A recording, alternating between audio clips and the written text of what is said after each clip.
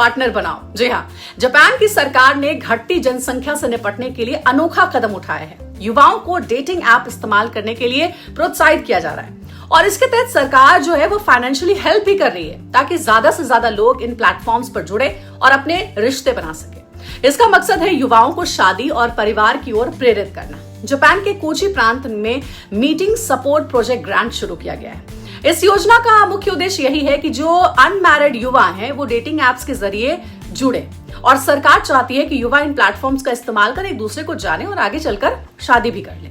ये पहला सामाजिक जुड़ाव बढ़ाने की दिशा में उठाया गया कदम है। जापान में रिश्तों के प्रति लोगों में बहुत ज्यादा अपसेट है, मतलब खुश नहीं रहते हैं लोग, उदासीनता बढ़ती जा रही है। इसके पीछे बढ़ती महंगाई, बदलती जीवन शैली और करियर पर बढ़ता फोकस बड़ी वजह माना जा रहा है। कई युवा फाइनेंशियली अनस्टेबल होने की वजह से शादी और बच्चे करने से कतरा रहे, नहीं करते हैं। इसके साथ ही बदलते सामाजिक नजरिए ने भी इस प्रवृत्ति को और मजबूत कर दिया है। इस योजना के तहत योग्य अविवाहित युवाओं को सालाना 20,000 येन यानी कि करीब 11,752 रुपए तक की सब्सिडी दी जाएगी। ये अमाउंट डेटिंग एप्स पर रजिस्ट्रेशन और सब्सक्रिप्शन के खर्च के लिए दी जा रही है।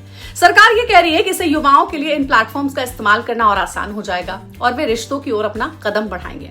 देखिए, ये जो पूरा प्लान है वो 20 से 39 साल के अनमैरिड युवाओं के लिए लागू किया गया है, जिसमें सरकार ये चाहती है कि इस उम्र के लोग सक्रिय रूप से डेटिंग एप्स का इस्तेमाल करें। योजना अप्रैल 2026 से लागू की गई है और इसका जो मुख्य उद्देश्य है युवाओं को शादी के लिए प्रोत्साहित करना है। इससे जनसंख्या बढ़ाने की दिशा में मदद भी मिलेगी। सरकार ऐसा सोच रही है। सरकार सिर्फ ऑनलाइन प्लेटफॉर्म्स तक लिमिटेड नहीं है। जो संस्थाएं ऑफलाइन तरीके से लोगों को मिलाने का काम करती हैं, उन्हें भी आर्थिक मदद यानी फाइनेंशियली हेल्प की जा रही है। ऐसे आयोजनों से युवाओं को आमने सामने मिलने का मौका मिलेगा। इससे रिश्तों को मजबूत करने और शादी तक पहुंचने की संभावना भी बढ़ेगी। देखिए, जापान में लगातार जनसंख्या घट रही है। 2025 में जन्म लेने वाले बच्चों की संख्या 7 लाख के आसपास रही, जो कि कई दशकों में सबसे कम है। ये लगातार गिरावट सरकार के लिए एक बड़ी चिंता बन चुकी है। इसलिए अब ऐसे नए प्रयोग किए जा रहे हैं जिससे कि युवाओं को शादी और परिवार की ओर आकर्षित किया जा सके। हम सभी जानते हैं कि जापान दुनिया के सबसे तेजी से वृद्ध हो रहे देशों में, बूढ़ा हो रहे देशों में शामिल है। 2024 में 65 साल या उससे ज्यादा उम्र के लोगों की संख्या 36 मिलियन से ज्यादा हो गई। कुल आबादी में उनका हिस्सा लगभग 29% है। युवा आबादी घटने और बुजुर्ग बढ़ने से आर्थिक और सामाजिक संतुलन पर असर पड़ रहा है।